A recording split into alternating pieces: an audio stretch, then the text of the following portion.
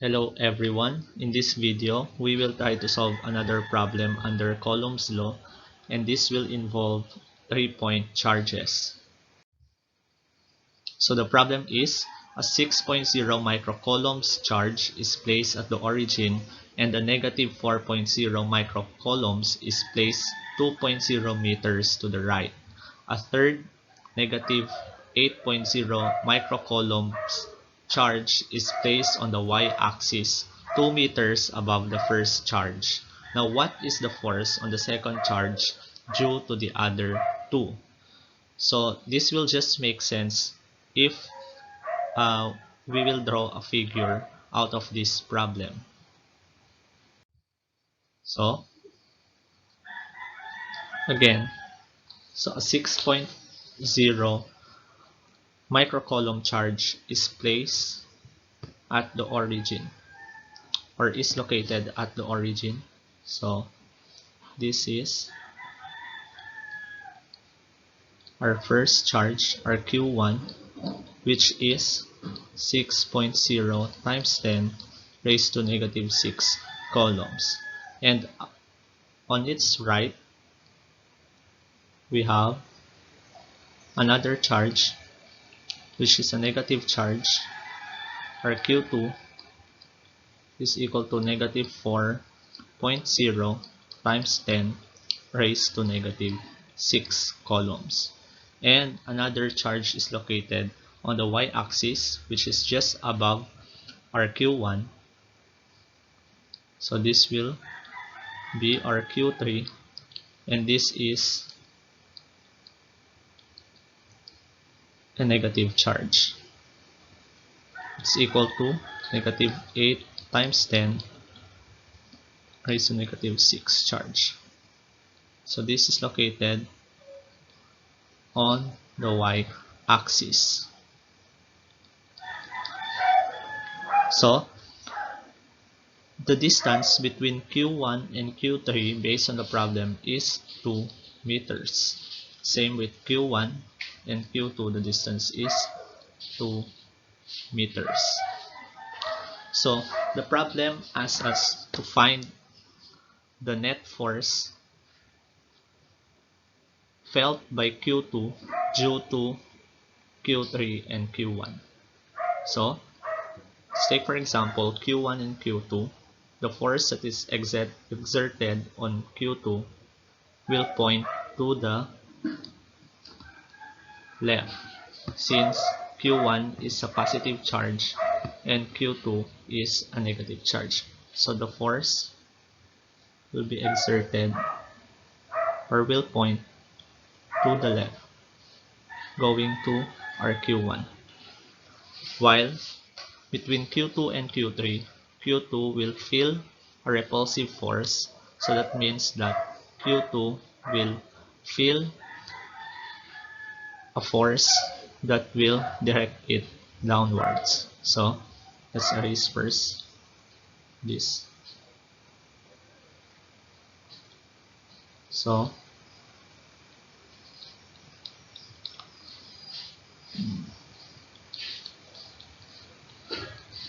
Q2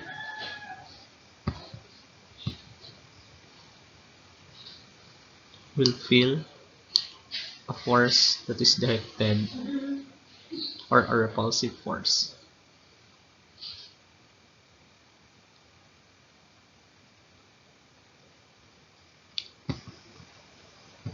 So this is still our x-axis, and Q2 is equal to negative 4 times 10 raised to negative 6 coulombs. So what we will look for is the net force that is being felt by Q2. So before we compute for the respective electric force that is being felt by Q2 due to the other charges, we first need to find for the distance between Q3 and Q2.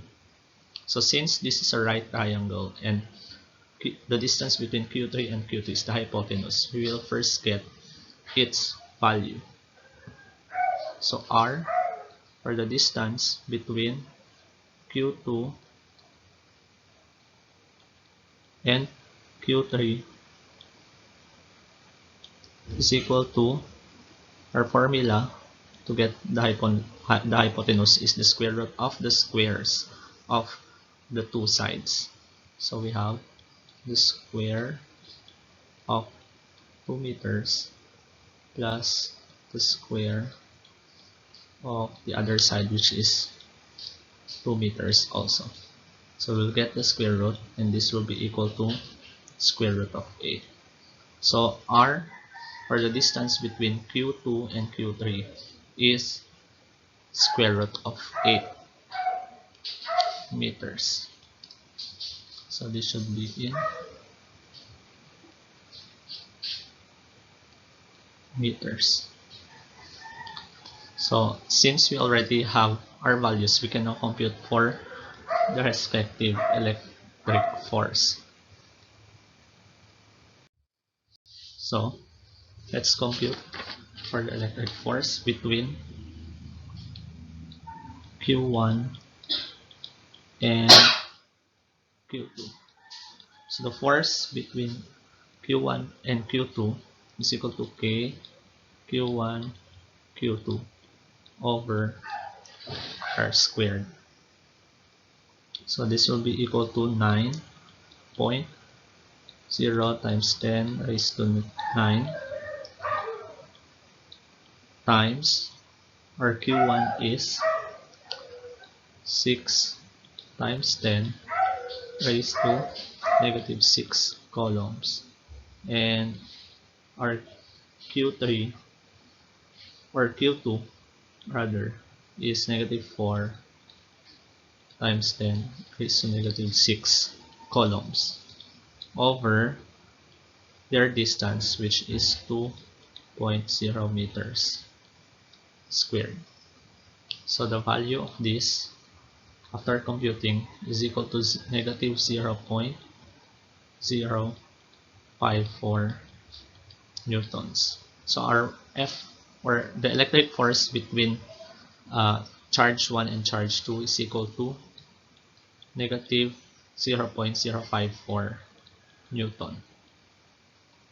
Now let's compute for the electric force between charge 3 and charge 2. Now we will use the same formula, except that we will use K Q3 times Q2 over R squared. So again, the value of K is 9 times 10 raised to 9 times our Q3 is equal to negative 8.0 times 10 raised to negative 6 coulombs times our Q2 is equal to negative 4 times 10 raised to negative 6 coulombs over the distance, which we have computed a while back, is equal to square root of 8 meters squared. So after computing, you'll get the value 0.036 Newton. So this is the electric force between charge 3 and charge 2. So we already have the electric force felt by charge 2 due to charge 1 and charge 3. So take note of the values.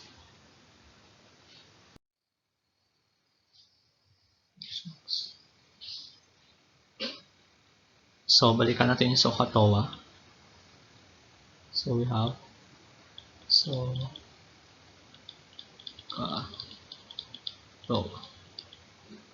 So we have cosine theta is equal to adjacent side over the hypotenuse. Since meron na tayo ng hypotenuse, we can just multiply, cross multiply. Adjacent is equal to cosine theta times the hypotenuse. So yung hypotenuse natin kanina ay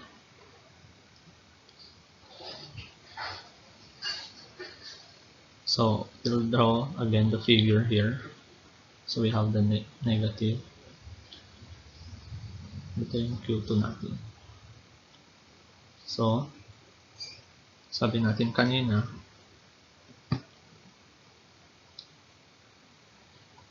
ito yung F12 and ito yung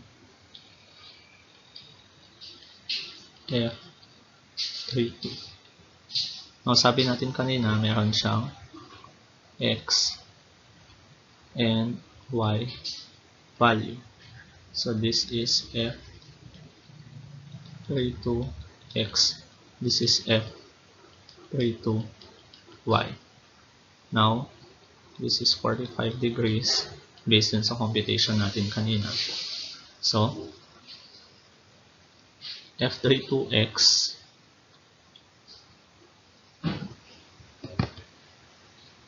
which is our adjacent side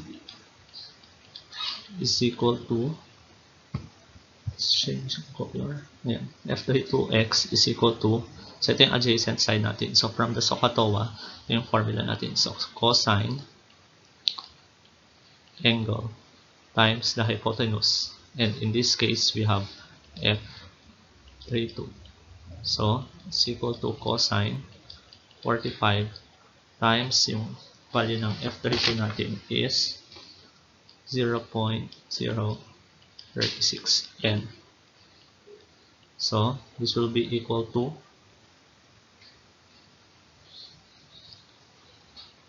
0.025 n. So ang F32X natin ay 0.025 n.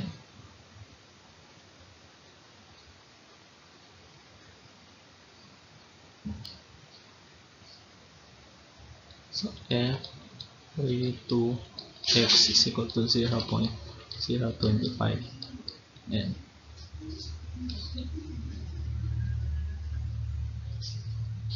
So for this side naman, itong y value niya. So this is the hypotenuse and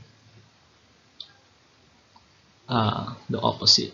So we'll use sine. So sine theta kasi is equal to the opposite over the hypotenuse. So sine theta times the hypotenuse is equal to the opposite side. So ito yung opposite side natin, yung F32y.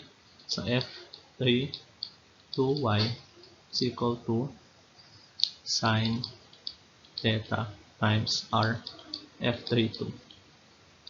So sine 45 times 0.025 n. Ano? 0. Yung value ng F32 natin dito.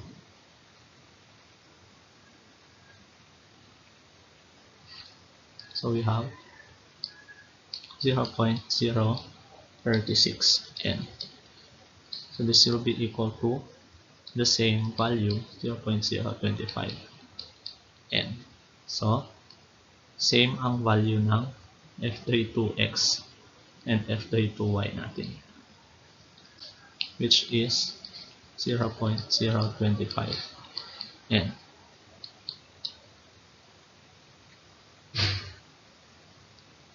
So we will recall yung F12X natin is equal to 0.054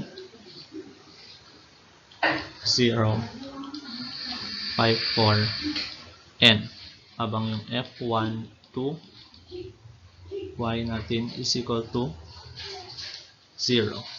So ang next na gagawin natin is that we will get the sum, the total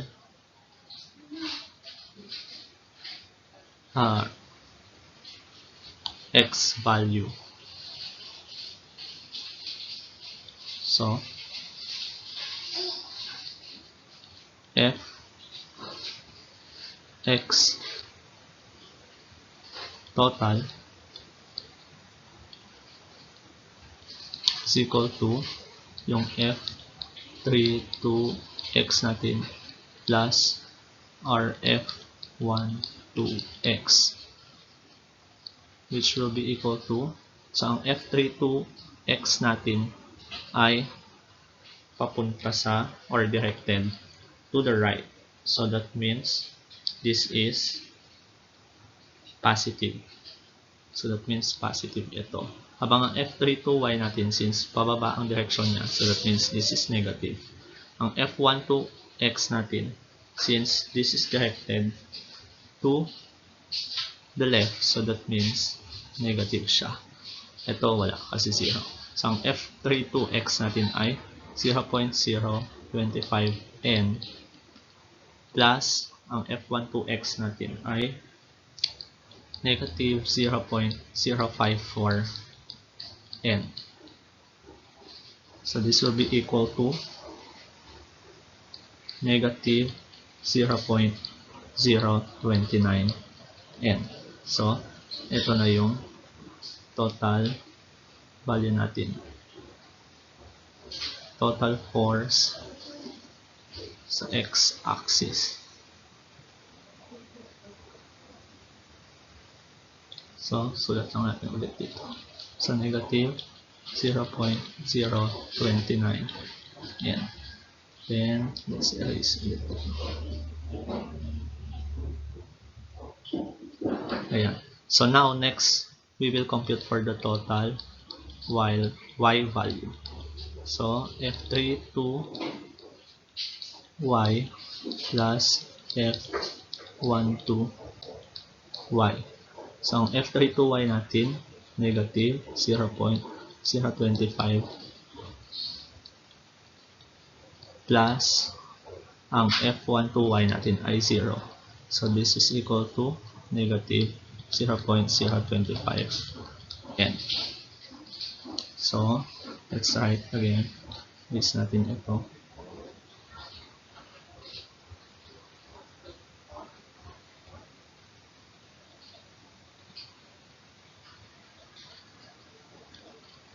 So this is equal to negative 0.025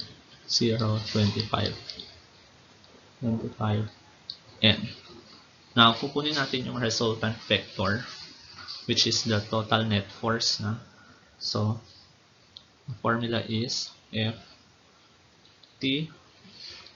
total is equal to the square root of F x t squared plus f y t squared. This will be equal to, so parehong negative, so negative 0.029 n squared plus negative 0.025 n squared. This will be equal now to 0.038 newtons. So, ang ating net force ay, so malapit na tayong matapos. This is the second to the last step. Kasi ang next step, kukunin natin yung angle. So, value of our net force is equal to 0.038 n. Now, to get the angle naman, theta is equal to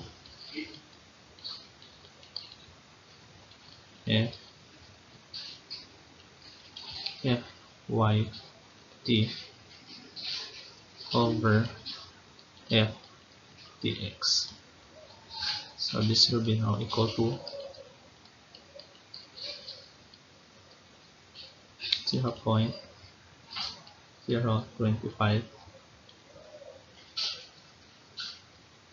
n over over 0.029 n. and this will be now equal to,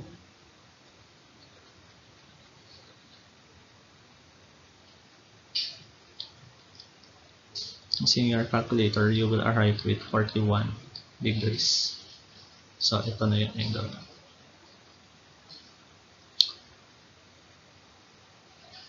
So, ito yung net force natin, yung FT.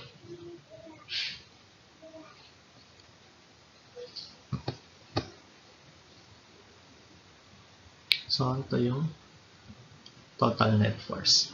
So, ito yung hinahanap sa problem. But if the problem will ask for its angle, ito naman yung angle.